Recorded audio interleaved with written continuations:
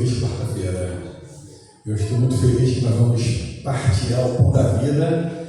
E hoje, um dia de quarta-feira, dia de culto de oração, nós vamos estudar a palavra. Vamos tirar um pouquinho ali, um pouquinho aqui, e vamos ler o texto e o contexto, que a mensagem é maravilhosa. Eu vou ficar com a mensagem de João, capítulo 6. Eu vou ficar com essa mensagem, 6, de 1 a 13. E vocês aqui, da minha esquerda, vão ficar com Mateus 14, verso 13 a 21, ok? A mesma passagem, em outro livro. E da minha direita vão ficar em Marcos, capítulo 6, verso 30 a verso 44, ok? E eu vou aqui ler a passagem de João 6, que é a mesma passagem, e depois eu vou ler alguma coisa no contexto do Dr. Lucas, médico Lucas, no capítulo 9. Isso é a mesma passagem, né? Interessante aqui que Jesus ele deixou catalogado 35 grandes milagres nos evangelhos, mas foram praticados centenas de milagres de Jesus, mas catalogaram 35. E dos 35, esse é o privilegiado dos 4 evangelhos, ok? João, Mateus, Lucas, Marcos. Está registrado. Eu vou ler aqui e depois nós vamos explicar o contexto todo. A multiplicação de pães e peixes. Depois dessas coisas, atravessou Jesus o mar da Galileia, que é o de Tiberíades. Seguia-o numerosa multidão, porque tinham visto os sinais que ele fazia na cura dos enfermos. Então subiu Jesus ao monte e assentou-se ali com os seus discípulos. Ora, a Páscoa, a festa dos judeus, estava próxima. Então Jesus, erguendo os olhos e vendo que grande multidão tinha vindo ter com ele, disse a Felipe: onde compraremos pães para lhes dar a comer? Mas dizia isto para experimentar, porque ele bem sabia o que estava para fazer. Respondeu-lhe Felipe: não lhes bastariam 200 denários de pão para receber cada um o seu pedaço. Um de seus discípulos, chamado André, irmão de Simão Pedro, informou a Jesus: está aí um rapaz que tem 5 pães de cevada e 2 peixinhos, mas isso que é para tanta gente? Disse-lhe Jesus: fazei o povo assentar-se, pois havia naquele lugar muita relva. Assentaram-se, pois, os homens em número de quase 5.000. Então Jesus tomou os pães e, tendo dado graças, distribuiu entre eles, e também igualmente os peixes, quanto queriam. E quando já estavam fartos, disse Jesus a seus discípulos: recolhei os pedaços que sobraram, para que nada se perca. Assim, pois, o fizeram e encheram 12 cestos de pães, daqueles 5 pãezinhos de cevada e 2 peixinhos. Vendo, pois, os homens os sinais que Jesus fizera, disseram todos unanimemente: este verdadeiramente é o profeta que havia de vir ao mundo. Sabendo, pois, Jesus que estavam para vir, com o intuito de arrebatá-lo para fazer rei, retirou-se novamente e foi sozinho para o monte. Que passagem fantástica! 15 versículos distribuídos nos 4 evangelhos. Interessante aqui que começa depois destas coisas. No contexto histórico, quer dizer, Jesus, quando recebeu a notícia que João Batista tinha sido decapitado por Herodes, reuniu os discípulos e foi buscar um lugar a sós para orar. Olha só o contexto, como é fantástico. E diz que ele atravessou com os 12 para o mar da Galileia, que é o de Tiberíades. Esse mar da Galileia aqui é fantástico. Fantástico porque esse aqui, 90% de todo o ministério de Jesus, ele está ali no mar da Galileia. Interessante, né? Jesus teve o privilégio de morar ali 3 anos na casa de Pedro. Então, o mar da Galileia, diz os rabinos que ele fez 7 mares, mas ele se deleitou neste mar da Galileia aqui. Diz que está bem enriquecido aqui na palavra. Não é um mar de água salgada, é um mar de água doce. Interessante, esse mar da Galileia, ele é contado em quase metade dos milagres de Jesus. Jesus ele fez 4 discípulos e 7 dos 12 eram pescadores da Galileia, onde não tinha muito prestígio. Judéia sim, Galileia não. Saíram 7 pescadores rudes para ser discípulos de Jesus. Interessante, esse Galileia, esse mar da Galileia, é o mar que fala assim de Quinerete, esse é o formato de harpa. Ele tem 166 quilômetros esse mar, e é como se fosse daqui a Itatiaia, entrando por Penedo, saindo aqui em Maromba e voltando aqui para a nossa nave aqui em Resende. Faria ali um formato de harpa, chama-se, traduzido, Quinerete, né? Tradução dela, porque tem uma forma de harpa. E esse mar ali, que Jesus estava sempre pregando ali, o evangelho ali, 90% ali, de todos os milagres ali, se dá ali próximo do mar da Galileia. E interessante aqui que quando ele subiu ali com os 12, no verso 4 do livro que eu estou lendo de João 6, no verso 4, fala ali que ele menciona que estava próximo à Páscoa. Por quê? Aquela multidão, hoje não tem mais questionamento, mas antigamente questionava, quase 5 mil homens, fora mulheres e crianças, a matemática aqui dá de 12 a 17 mil pessoas, inclui mulheres e crianças, de 12 a 17 mil pessoas. Por quê? Estava próximo à Páscoa, então ali fluía muita gente. Então o que acontece? Aglomerou-se muita gente para ouvir as mensagens de Jesus. E Marcos, quem está com Marcos, no capítulo 6, verso 38, fala que Jesus e os discípulos foram para um lugar deserto. Por quê? Porque quando soube essa notícia que João Batista tinha sido decapitado, eles foram procurar um lugar deserto para orar. Mas Lucas, o médico Lucas, ele coloca ali um lugar no capítulo 9, verso 10, que é Betsaida, o lugar que ele foi. Interessante, né? E o intuito era descansar, mas Jesus, quando viu aquela multidão toda, Marcos menciona no capítulo 6, no verso 33, que eles estavam ali e Jesus se condoeu, que eles foram a pé. Gente, não tem mais questionamento, olha como é simples. Se o mar da Galileia tem 166 quilômetros quadrados, ele tem em torno de 16 quilômetros de uma vertente, 8,5 de outra e fechando em cima. Então, 8,5 km. Eu caminho aqui no Parque das Águas de cada 10 minutos 1 quilômetro. 1 hora e 20 minutos dá 8 quilômetros. As pessoas caminharam 1 hora e 20, 1 hora e 30 nas margens da Galileia e foram ter com Jesus. Uns foram de barco, outros foram a pé. E quando Jesus estava ali para repousar, aquela multidão estava para ouvir Jesus.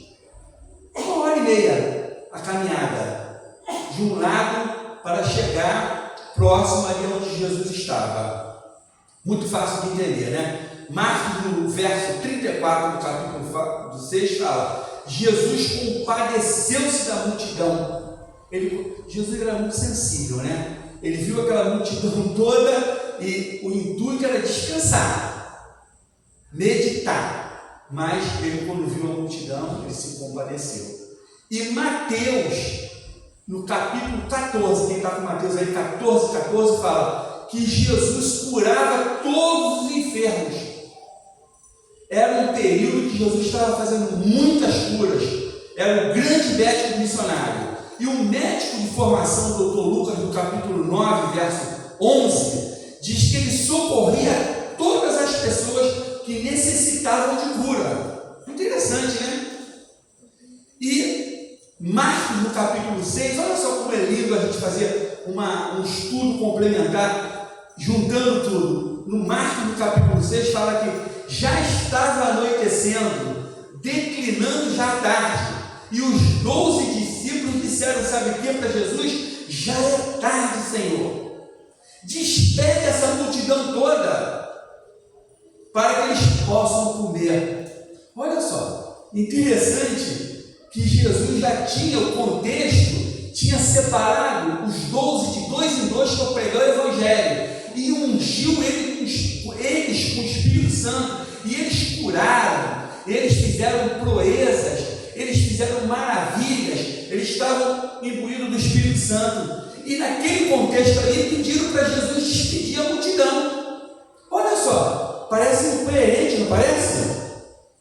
Por isso que João 6,6 fala que Jesus tentou experimentar a fé deles. João relata que Filipe respondeu a Jesus: não nos bastaria 200 denários para receber cada uma migalha. Realmente, a matemática é perfeita. Se você pegar 200 denários, um denário é um dia de trabalho de um operário judeu da época. 200 salários diários. Vamos colocar aí uma pessoa que faz um trabalho diário na nossa casa em torno de 100 a 150 reais, né? Mais ou menos isso. Uma pessoa que vai fazer um serviço diário, 150, vamos colocar o máximo de 150? 200 vezes 150, quanto dá? A matemática aí, matemática com Joel. 200 vezes 150, quanto que dá? 30 mil. Mas se você pegar, matemática, se você pegar 17 mil pessoas para dar pão e peixe, um pãozinho quanto custa? Hoje, 25 centavos. Multiplica aí. 3 pãezinhos para cada um. 2 peixinhos para cada um. Vai dar muito mais. A matemática minha aqui foi para 45 mil. Se você for alimentar toda essa gente. Mas não vamos fazer, não. Vamos deixar para vocês fazerem o cálculo em casa. Por isso que ele falou, 200 denários não daria um pedacinho para cada um. E Jesus disse a Filipe no João 6,5: onde compraremos pão? Olha só, sabe por que ele falou? Diz João 6,6, para experimentar Filipe e todos os discípulos. Eles estavam imbuídos do Espírito Santo, eles não poderiam fazer o milagre? Poderiam, mas se recolheram. E João 6,7 fala: Filipe respondeu a Jesus: não lhes bastaria, Senhor.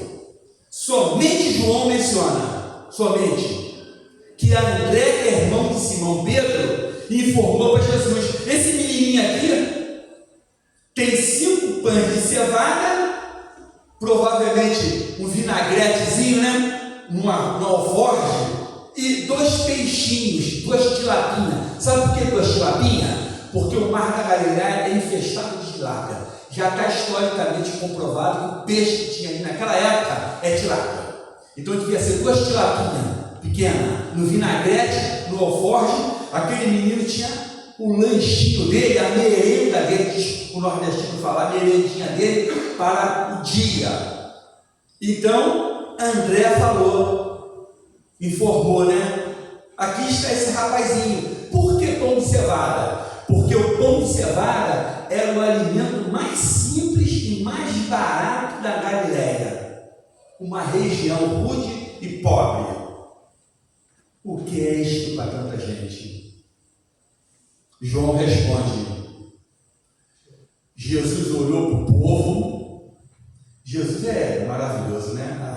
A mensagem aí é fantástica, casou com a pregação, né? Olhou para a multidão, quase 5 mil homens, fora mulheres e crianças. Temos no contexto aqui a prova, né? Jesus olhou para aquela turma toda, aquela multidão. Tinha muita relva, diz aqui a palavra, muita relva. Provavelmente a estação judaica aqui era primavera.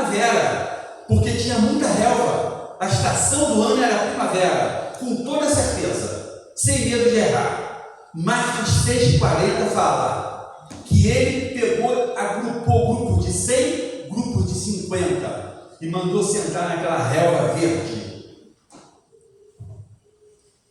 Mateus não relata isso, mas o doutor Lucas, ele é metódico, ele relata os grupos, a divisão de grupos. Sabe por quê? Jesus, a Bíblia de Jesus era o Velho Testamento, não existia décadas depois que foi ter o Novo Testamento. Isso aqui é no ano 30. Décadas depois de 50 que foi ter o Novo Testamento. Isso aqui é no Velho Testamento. Ele já tinha o conhecimento de Moisés, sogro de Moisés Reto, fazendo ali o acampamento, divisão de 100, de 50, de 20, de 10. Era a Bíblia do Senhor Jesus. E ele aplicando ali a palavra de Deus, né? E João 6,11 fala que Jesus tomou os pães e, tendo dado graças a Deus, ele olhou para os céus, provavelmente os olhos abertos, né? Olhou para os céus e deu graças para aquele alimento. E Marcos, no capítulo 6, verso 48, falou que ele olhou, fixou os olhos para o céu. Oração dos olhos abertos, né? Impressionante, né? Impressionou isso, né? E João relata no capítulo 6, verso 42, a complementação perfeita, né? Quando todo mundo estava farto, disse Jesus aos seus discípulos, sabe o quê? Recolhei todos os pedaços que sobraram, para que nada se perca. Quem quiser fazer um estudo maravilhoso dessa passagem que eu estou lendo, Desejado de Todas as Nações, capítulo 39, fala sobre o significado, por que ele mandou recolher 12 cestos cheios, depois que alimentou 17.000 pessoas, para que aquele alimento fosse distribuído para todas as pessoas, para que levasse para os familiares em casa, para que a família tomasse o conhecimento do milagre que Jesus executou ali e fosse contado, e aquela história se multiplicasse, como foi feito. Amém? Amém.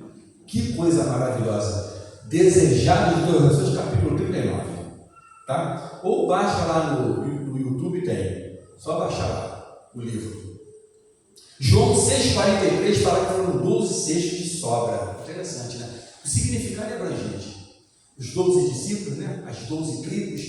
Esse 12 dá uma pregação. É lindo o significado. Mateus 14 relata que foram quase 5.000. Capítulo 14, 21 está relatado aqui. Quase 5. Fora mulheres e crianças. Destaca bem aqui. Então, se você fizer uma média aqui, uma média vai dar em torno de 17.000 ou mais. Por que Mateus relata? Quem era Mateus? Sabe quem era Mateus? Mateus era um funcionário da Receita Federal de Roma, quando ele aceitou o Evangelho. Ele não era um cobrador de imposto de Roma? Por isso que ele é detalhista, ele é metódico na contabilidade. Por isso que ele fala, ele deixou relatado, quase 5.000 fora mulheres e crianças. E João completa no capítulo 6, verso 14, vendo o milagre que Jesus fez, disseram: este verdadeiramente é o profeta que havia de vir, é o Filho de Deus. E no verso 15 do capítulo 6 fala: o povo queria arrebatá-lo para torná-lo rei. Aí Jesus retirou-se e foi para o monte sozinho. Que fantástica, que história maravilhosa, né? Temos diversas aplicações.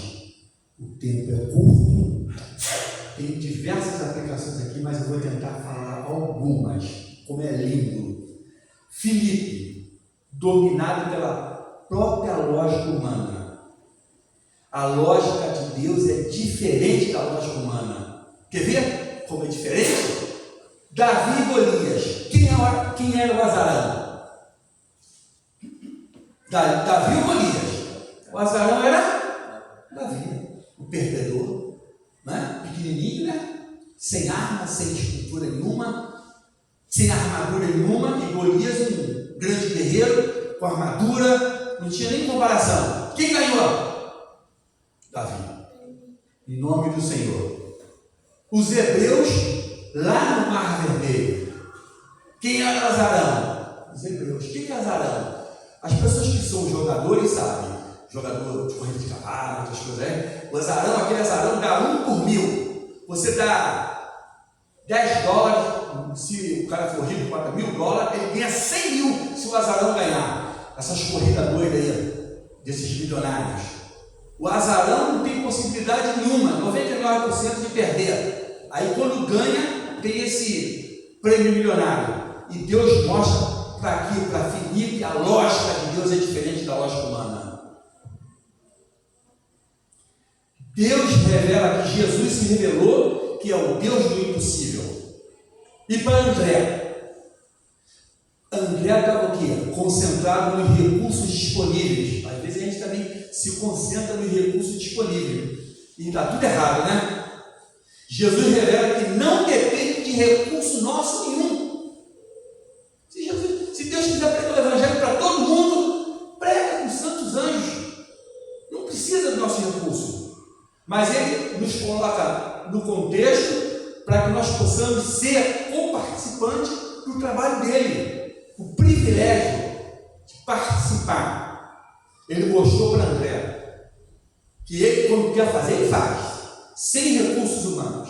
Não tinha recurso. E ele multiplicou. O segredo aqui.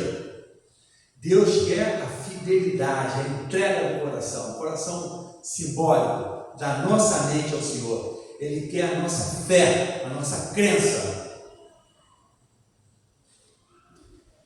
No capítulo 6, verso 9, fala que o menino era realmente pobrezinho, né? Porque fala aqui que os pãezinhos de cevada, nem de trigo, era cevadinha, era a coisa mais usada muito na Galileia, né? Está relatado aqui no capítulo 6, verso 9, né? E o historiador Eusébio diz que Marcos escreveu isso aqui à luz da ótica de Pedro, o testemunho ocular de Pedro. Interessante, né? Tem numerosas aplicações.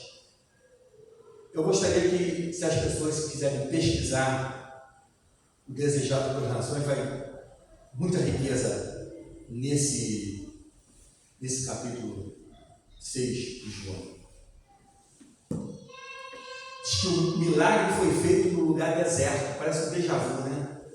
Parece que eu já vi isso em algum lugar. Às vezes não dá, não. Parece que isso é reconhecido. Deu ali um déjà vu, né? Eu já vi isso em algum lugar. O povo de Deus não foi alimentado 40 anos ali no deserto? Foi ou não foi? Ali foi só uma pinceladazinha para eles relembrarem. E interessante aqui, a parte que eu falei a vocês de Moisés, que o sogro dele fazia divisões para poder fazer arrebanhar aquela multidão de gente, está relatado em número 27, 16. Era o livro de Jesus. Jesus estava ali falando a mensagem de número 27, 16 num contexto. E também relatou ali sobre eles eram ovelhas sem pastor. Jesus relatou o Salmo 23 de Davi.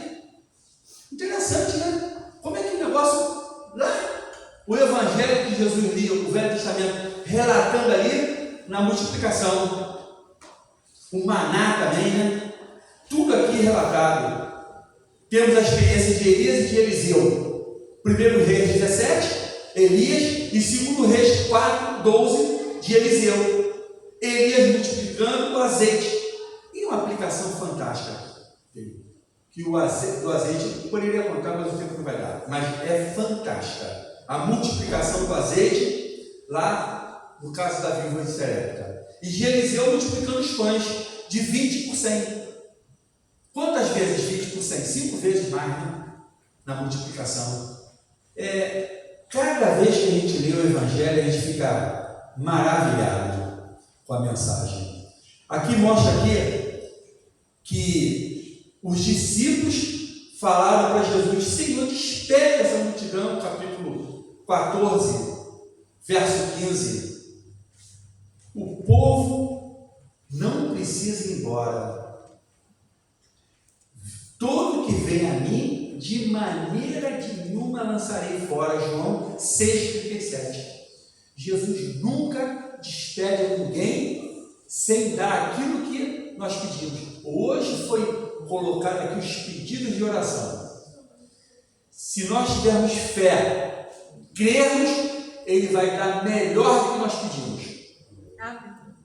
Ele vai abençoar nossos pedidos. Amém. Interessante aqui, a matemática é fantástica, né? Que chama-se que tem gente que na internet está falando, eu estava pesquisando, da repartição, não é o milagre da repartição. Ele repartiu. Quando você pega uma folha, se você repartir ela em 2, depois em 4, depois em 8, depois em 16, 32, 64, 128, ela vai sumir. A repartição, mas não é a repartição. Por que o milagre da multiplicação? Porque você corta ela e acrescenta em cima do que foi repartido. Por isso que repartiu, e no final alimentou 17 mil e sobrou 12 cestos. A diferença grande é a multiplicação, o grande milagre de Jesus. Capítulo 39 do Desejado de Todas as Nações fala sobre o capítulo de João e mostra toda a explicação do que eu estou falando para vocês. Jesus aqui fala, vou ler só para terminar: recolheu os pedaços que sobraram. Jesus desejou repartir o milagre com os familiares, já contei, para que aquilo fosse multiplicado. Foi multiplicado, todas as pessoas tomaram conhecimento, tanto os presentes quanto os ausentes familiares, sanguíneos. Aqui diz que, no capítulo 39 de Desejado, fala que o objetivo de Deus é que possamos crer no Salvador, para que tenhamos a vida eterna. Não é só o alimento, não. O alimento é necessário, mas também o alimento espiritual, que o objetivo do Evangelho é você ter a vida eterna. Se você vier a morrer, você vai ressuscitar na primeira ressurreição. Se você estiver vivo, você vai ser transformado para ter uma nova vida, uma vida eterna com Jesus. Esse é o objetivo aqui, que fala aqui o Desejado de Todas as Nações, falando sobre esse contexto. Aqui fala que a passagem mostra que se estivermos fazendo o serviço do Mestre, Deus proverá as nossas necessidades e nos livrará. Que coisa fantástica, né? Vai nos dar aquilo que precisamos e vai nos livrar das emboscadas. Salmo 23. Somente com fé é possível agradar a quem? A Deus. Que possamos cultivar a fé. Ler a passagem e cultivar essa fé. Porque aqueles que vão em fé a Deus é agradável ao Senhor. Que possamos estudar a palavra e nos enriquecer e aumentar a nossa fé. Em nome de Jesus. Amém. Vamos agora o hino para terminar.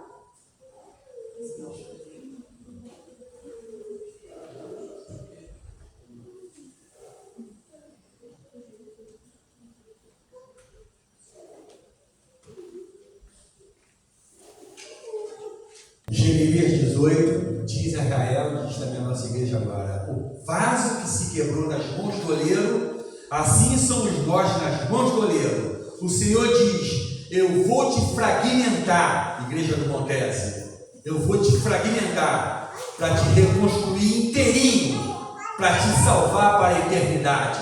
Nós nos coloquemos nas mãos do Senhor, em nome de Jesus Cristo. Amém, Senhor. Eterno Deus, muito obrigado por estarmos aqui. Somos abençoados neste momento. Abençoe também todos os nossos familiares, Senhor. Amém. Todos os pedidos que fizemos, em nome de Jesus. Amém, Senhor.